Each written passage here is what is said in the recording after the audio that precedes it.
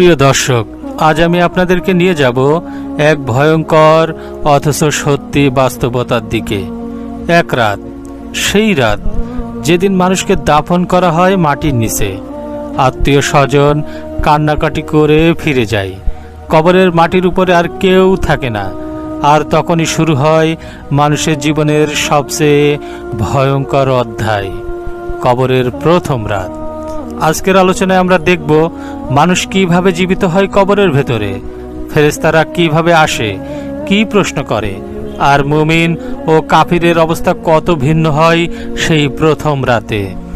আসুন চোখ বন্ধ করে মনোযোগ দিন, কারণ আজকের আলোচনা হয়তো আপনার জীবন পাল্টে দিতে পারে। প্রিয় দর্শক, আমি বিশ্বাস করি এই ভিডিওটি আপনার দেখা সেরা ভিডিও হতে চলেছে। কাজেই ভিডিওটি টেনে টেনে না দেখে সম্পূর্ণ দেখুন। তো চলুন দেরি না করে শুরু করা যাক। ভাবুন তো, আপনার জানাজা শেষ হলো, প্রিয়জনেরা কবরের পাশে দাঁড়িয়ে কাঁদছে। কেউ আপনার নাম ধরে ডাকছে, আম্মু, আব্বু, ভাই, বোন ইত্যাদি ইত্যাদি। তারপর সবাই চলে গেল, মাটি সমান করে দিল, উপরে ফুলের পাপড়ি রাখলো, আর আপনি তখন একা।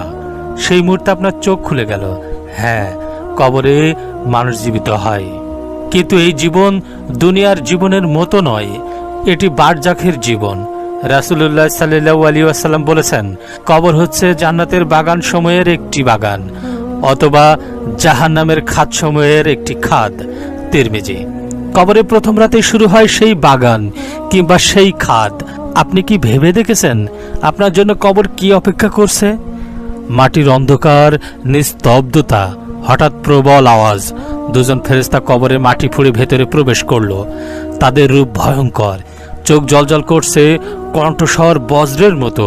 তাদের নাম মুনকার ও নাকির। তারা আপনাকে বসিয়ে দেবে। আপনার দেহ তখন শক্তিহীন, কিন্তু বসিয়ে দেওয়া হবে জোর করে।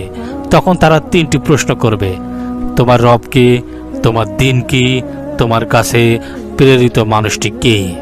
হ্যাঁ প্রিয় শ্রোতা, এই প্রশ্ন নির্ধারণ করবে আপনার কবরের ভবিষ্যৎ। একজন মুমিন যে আল্লাহর পথে জীবন কাটিয়েছে, সে সাহসের সাথে উত্তর দেবে, আমার রব আল্লাহ, আমার দিন ইসলাম, আর আমার নবী মুহাম্মদ সাল্লাল্লাহু আলাইহি ওয়াসাল্লাম।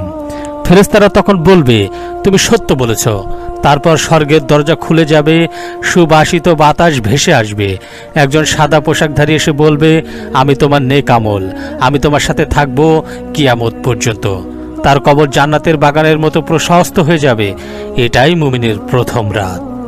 কিন্তু যারা আল্লাহকে ভুলে গিয়েছিল, নামাজ ছেড়ে দিয়েছিল, হারাম কাজ